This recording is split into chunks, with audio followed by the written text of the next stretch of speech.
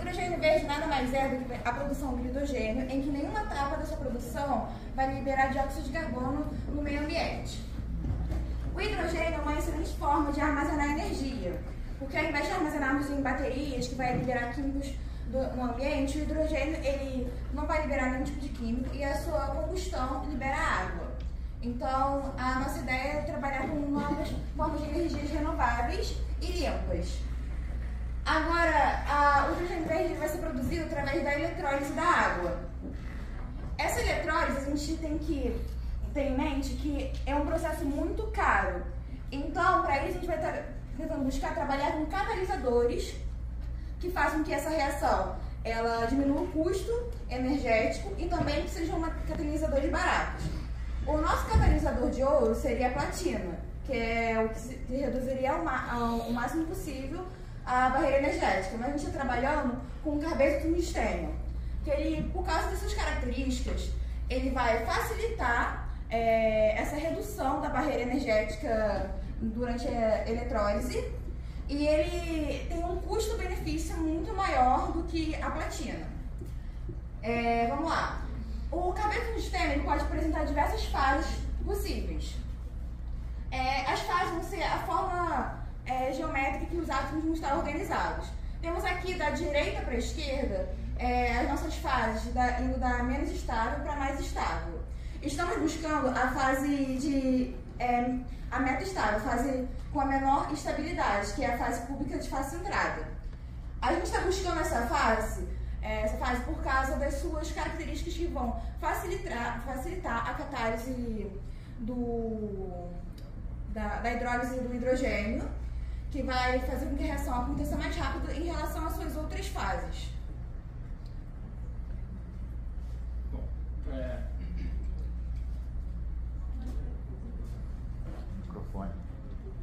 Bom, para realizar a síntese do material, foi seguida a seguinte metodologia. Bom, inicialmente, nós realizamos a preparação do filme utilizando a técnica de PLD.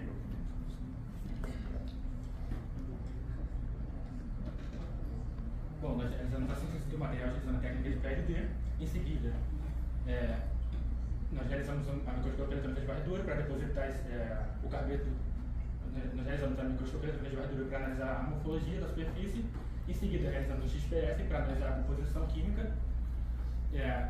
A última técnica utilizada para caracterizar o material foi o DRX, para analisar as fases presentes e suas estruturas cristalinas. Em seguida, realizamos uma fase eletroquímica para analisar a atividade catalítica e gerar o hidrogênio como objetivo do trabalho.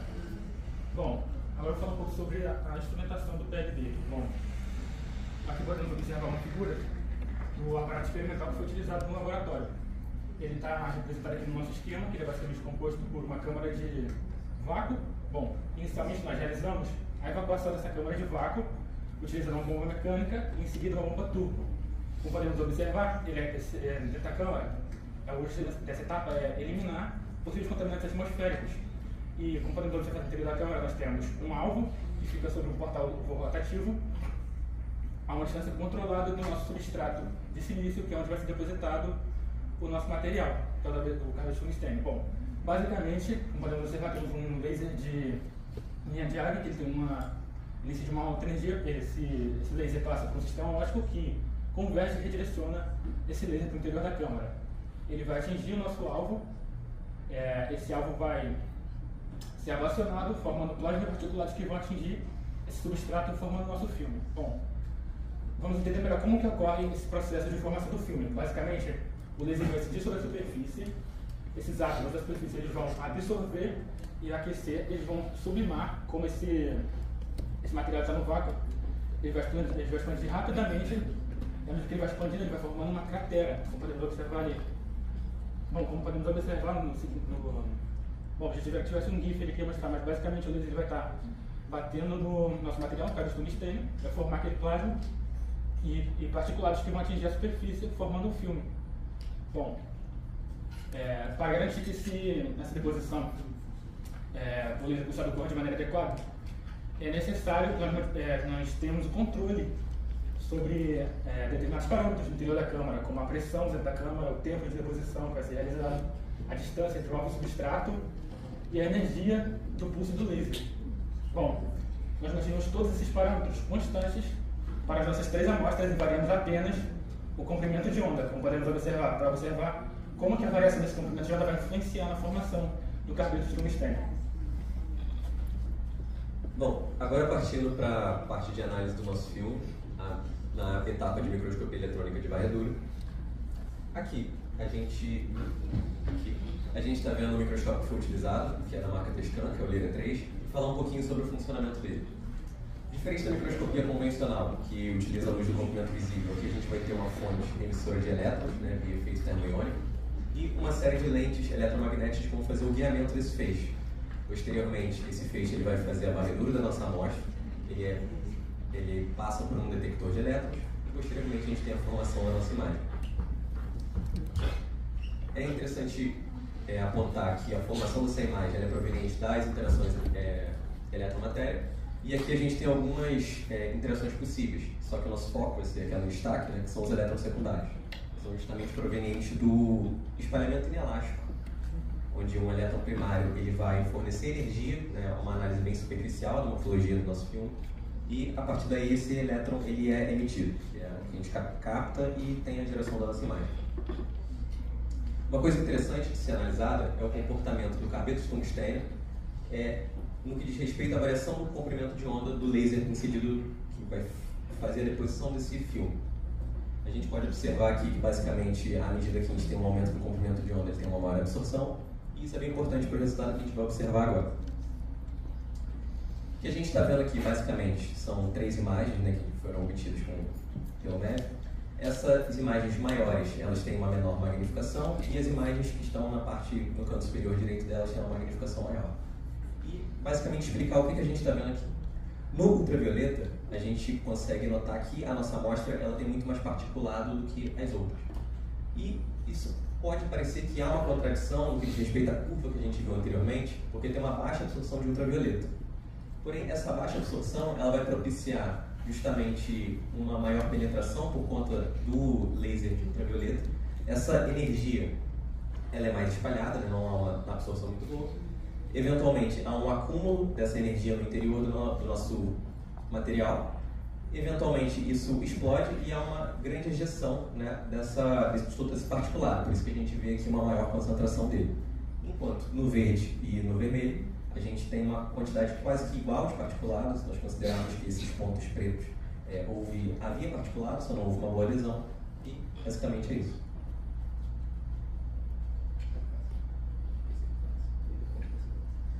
Bom, boa tarde. Seguindo essa análise de superfície do nosso material, a gente vai fazer uma espectroscopia de fotoelétrons. Esses fotoelétrons, a física por trás dessa técnica, é, claro, o efeito fotoelétrico. Nesse caso, o que a gente está interessado é em analisar a energia cinética do elétron que está sendo emitido pela nossa superfície. Por quê? A energia cinética do fóton, a gente sabe que a gente está emitindo ele, é um raio-x de alfa, e a função de trabalho também é conhecida. Com isso, a gente consegue chegar numa energia de ligação associada a esse elétron. Aqui tem uma demonstração, um diagrama de como é esse aparato. A zona ele é bem complexa, tem várias partes, mas vamos tentar a parte de detecção. O raio-x, quando incide na nossa amostra, ele vai emitir esses elétrons, que vão ser guiados por esse tubo, até chegar nessa semisfera aqui. Nessa região, ela vai estar sujeita a um campo magnético. Esse campo magnético vai defletir a trajetória dos nossos elétrons e, de acordo com a energia cinética dele, com a velocidade dele, ele vai cair em pontos diferentes do nosso detector. E assim a gente consegue distinguir de onde veio esse elétron e qual é a energia dele. Então, o que a gente obtém desse tipo de experimento é um gráfico desse tipo, esse espectro de energia. Então, aqui a gente tem vários picos que podem simbolizar de diferentes elementos. A gente está analisando, claro, carbeto de tungstênio, então a gente vai encontrar carbono. Se a gente dá uma ampliação aqui e olha essa imagem de alta resolução nesse intervalo, a gente consegue ver que, para entender que sinal é esse e como o carbono está se comportando no nosso material, a gente precisa convoluir essa curva, esse sinal em vermelho, em outras 2 curvas. E, bom, cada curva dessa vai estar atrelada a uma ligação que o carbono realiza, né? Esse pico maior que a gente consegue ver que o carbono está se ligando, claro, ao tungstênio e também ao próprio carbono, formando carbono-carbono. Ali na direita, a gente tem esse mesmo gráfico de alta resolução, só que para um pico de tungstênio. aí a gente consegue notar fatores importantes, né? A gente nota que a gente tem tungstênio ligando tungstênio ligando carbono e também a presença de oxigênio, que é algo comum, né? A nossa amostra ela estava exposta ao ar, à atmosfera, então tem todo tipo de resíduo que a gente pode encontrar. Mas uma coisa positiva aqui é que ele está baixo, ele é um sinal bem mais baixo do que os outros dois, por exemplo. E bom, com isso a gente consegue calcular uma coisa bem interessante, que é a proporção de concentração que a gente tem de tungstênio e carbono. Para tentar entender como que o comprimento de onda pode preferenciar a formação, ou seja, a deposição de um material mais que o outro, né? E, bom, a gente pegando as curvas dos gráficos que eu mostrei atrás, a gente pegando a área dessas curvas, a gente consegue calcular a concentração e a quantidade, a diferença, né, a proporção entre tungstênio e carbono. E a gente vê que o ultravioleta tem uma certa preferência, né? A gente tem o dobro de tungstênio, ou seja, tem uma certa preferência para depositar tungstênio no nosso substrato.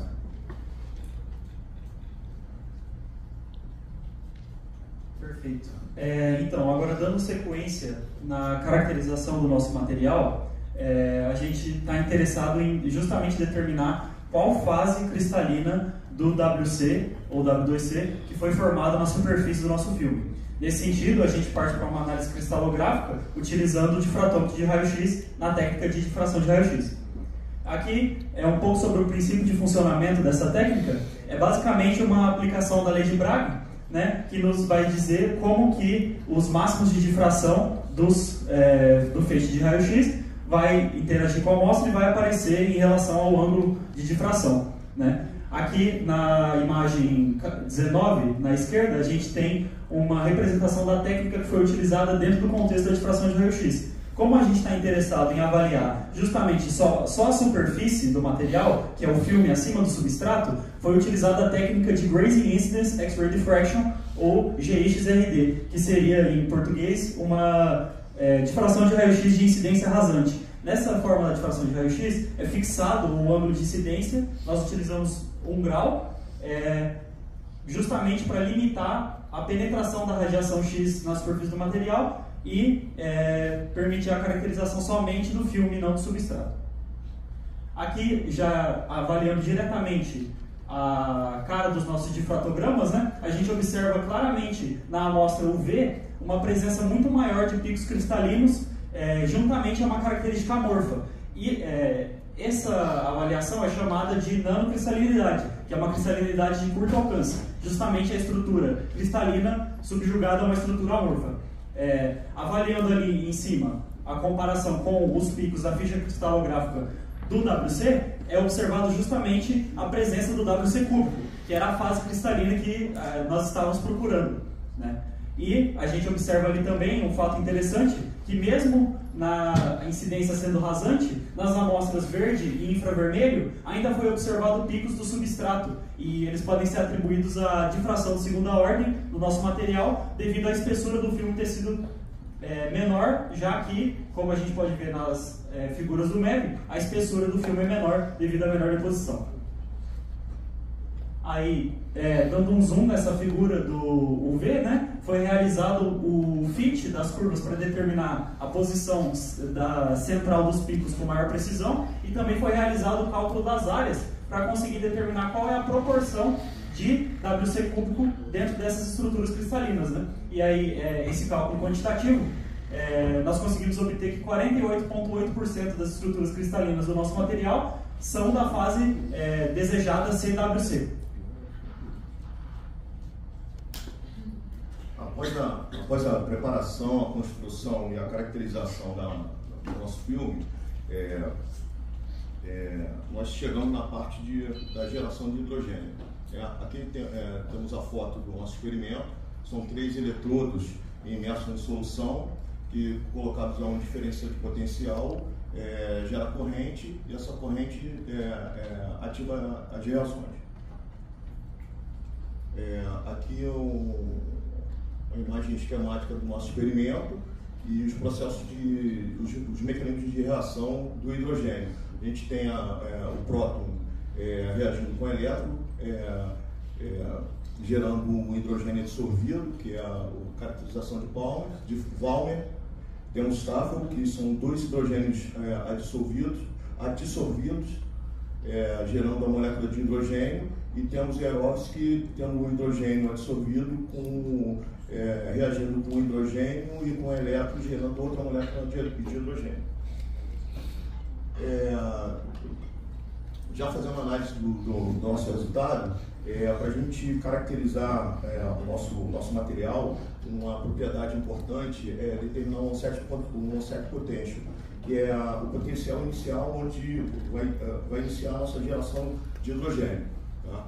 Então, utilizando a técnica de voltametria cíclica, e para uma reação completa de oxirredução, a gente consegue observar aqui 3 regiões, onde a gente tem a região de potencial positivo, que é a geração de oxigênio, a região de potencial negativo, que é a geração de hidrogênio, e essa região central aqui, que é de baixa corrente, onde ocorrem os processos capacitivos, que vai ser importante para a nossa análise mais à frente, que aqui a gente consegue determinar a corrente anódica e a catódica, e essa variação de corrente aqui ela vai ser essencial para mais à frente.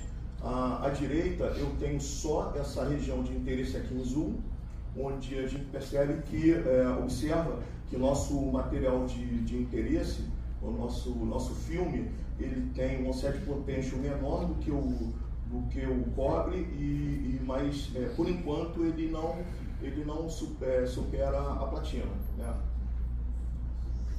Então isso indica a nossa eficiência catalítica.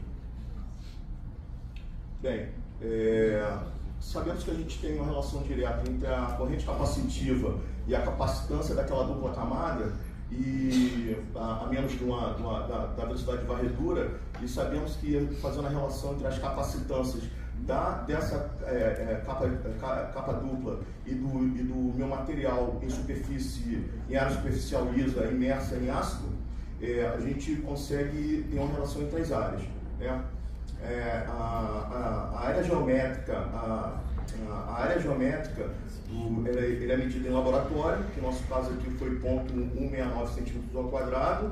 A capacitância lisa, a gente tira o valor, né? Então, no nosso caso, tabelado, o nosso valor é 20 microfarad, e calculando a capacitância da camada dupla, eu acabo calculando a área superficial eletroativa, que é o nosso objetivo. Então, quanto maior essas imperfeições no nosso material,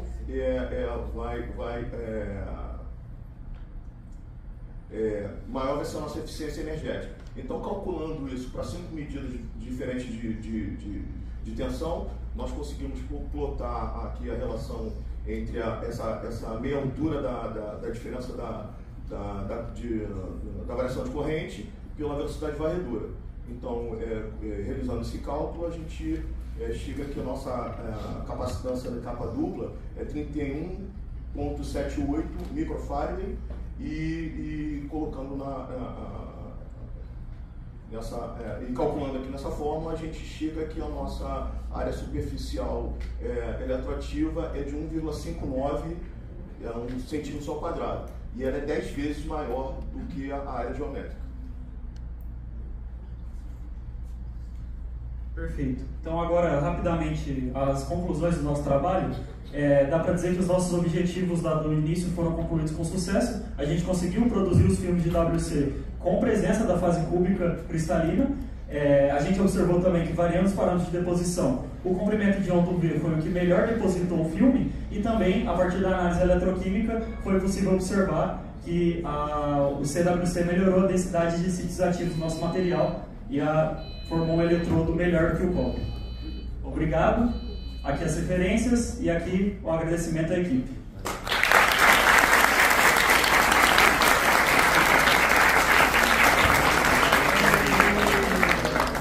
Quem vai fazer a pergunta mesmo?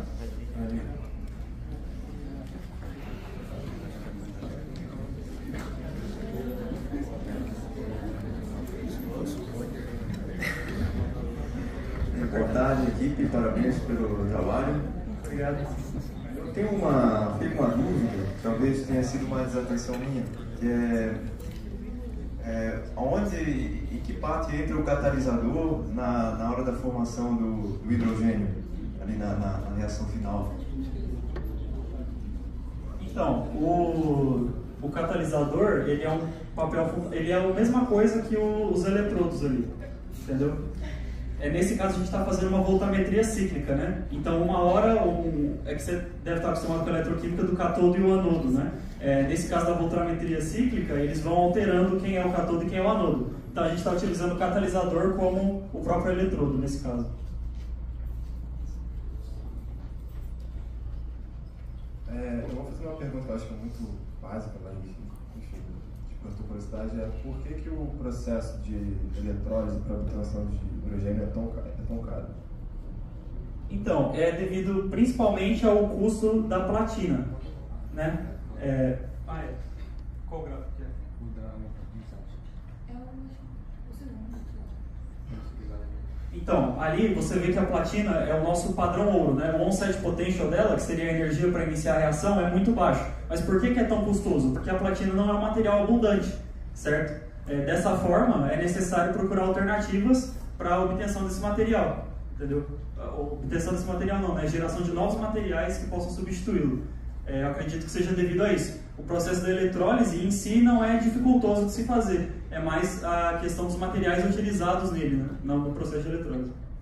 Só uma outra dúvida que surgiu agora. Então, depois que faz o produto, não sei se envolve o trabalho de vocês, mas para armazenar eles, como é que seria? Como forem Armazenar o hidrogênio? Porque acho que a Sandy pode falar melhor.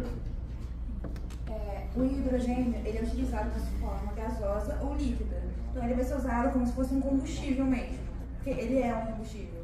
Então para armazenar você pode usar o gás, contêineres para armazenar o gás ou o líquido, da mesma forma que você faria com outro tipo de combustível. Certo. Mais alguma pergunta?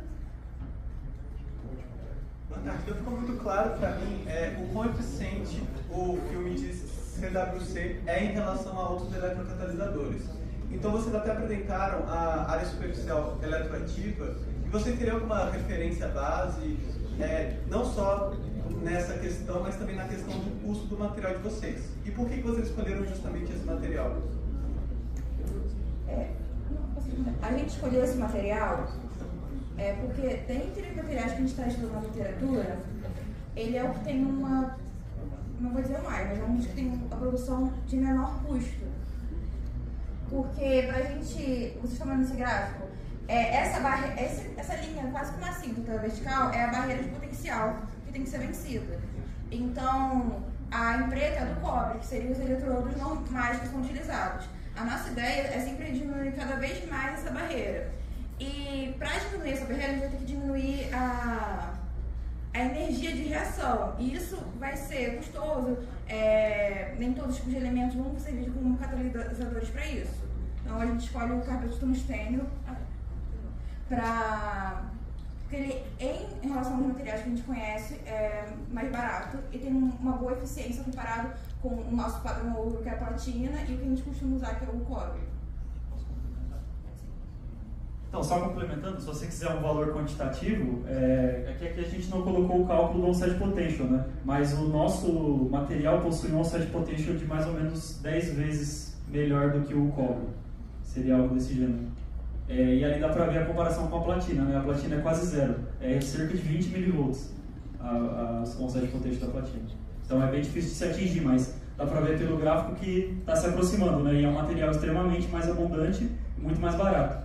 Acho que isso responde. Entendi, muito obrigado. Agradeço.